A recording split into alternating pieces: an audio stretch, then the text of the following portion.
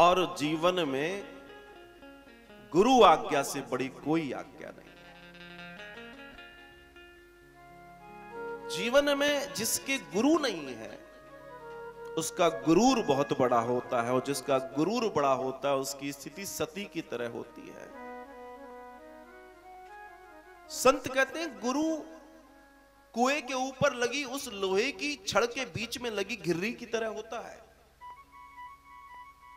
आपने कभी कुएं में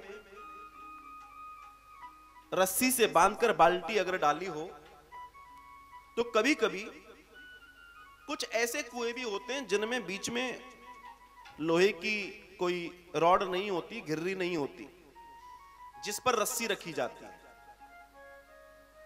तो महाराज स्थिति यह हुई कि जब बाल्टी को आप बिना घिर्री के कुएं में पटकते हैं तो वो जाती है और जाकर वो पानी भर लेती है, लेकिन जब उस बाल्टी को आप खींचते हैं तो वो बार बार कुएं की दीवार से टकराती है, और जब वो बार बार कुएं की दीवार से टकराती है तो क्या होता है, तो उसके अंदर भरा हुआ पानी छल छल के नीचे गिरता है। और एक और दिक्कत होती है, दिक्कत ये होती है कि बाल्टी के अंदर कई सारी चोट लगती हैं, कई सारी चोट लगती हैं, तो वो बाल्टी कई जगह से डैमेज हो जाती है। आप समझना बात को, कई जगह से डैमेज हो जाती है। अच्छा, एक और बड़ी बात कि जब वो बाल्टी ऊपर आती है तो जब वो नीचे गई थी तो उसने पूरी बाल्टी भरी थी, लेकिन ऊपर आती है आधी बाल्टी, टकरा टकरा कर उसका पानी गिर जाता है। लेकिन इसी अवस्था को हम बदल दें, रस्सी को हम बीच में वो जो घिर्री होती है उसके ऊपर डालें और उसके ऊपर डालकर हम बाल्टी को कुएं में डालें, तो जब उसके ऊपर रस्सी को चढ़ा देंगे और बाल्टी को कुएं में डालेंगे तो एक तो बाल्टी बिल्कुल सीधी कुएं में जाएगी और पानी भरेगी पूरा, और जब पूरा पानी भरेगी तो फिर उसको खींचना आसान होगा,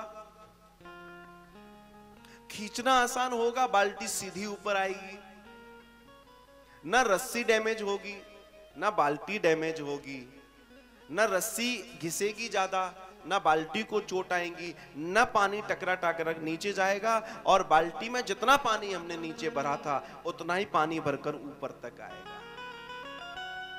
और हमारे परिश्रम का पूरा फल हमें मिलेगा। तो गुरु कुएं में लगी उस घिर्री की तरह है जिस पर रस्सी को डालकर इस भवसागर के जीवन के सब कार्यों को करने का श्रेय मनुष्य करना जानता है और कर सकता है।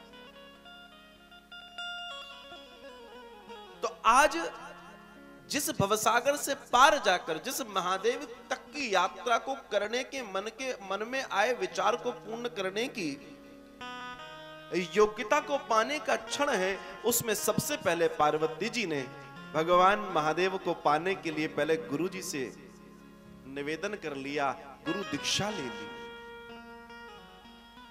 और जब जीवन में गुरु आ गए तो भगवान का आना कौन सा दूर है। जिसके जीवन में गुरु है उसके लिए भगवान दूर नहीं है। बस जब तक भगवान नहीं मिला तब तक गुरु ही ब्रह्म है, और जब गुरु ने भगवान को मिला दिया तब गुरु और भगवान दोनों ब्रह्म है। क्यों? क्योंकि शास्त्र कहता है ब्रह्म को जानने वाला भी ब्रह्म है। वेद कहता है जिसने ब्रह्म को जान लिया वो स्वयं ब्रह्म है। तो जिस गुरु ने ब्रह्म को जन्मा दिया तो वो भी जानकार है, और वो जो मिल गया वो ब्रह्म है ही, तो वो दोनों ब्रह्म हुए। इसलिए हमारे यहाँ कहा गया गुरु गोविंद दो खड़े, काके लागू पाए बलिहारी गुरु आप ही गोविंद दियो बता।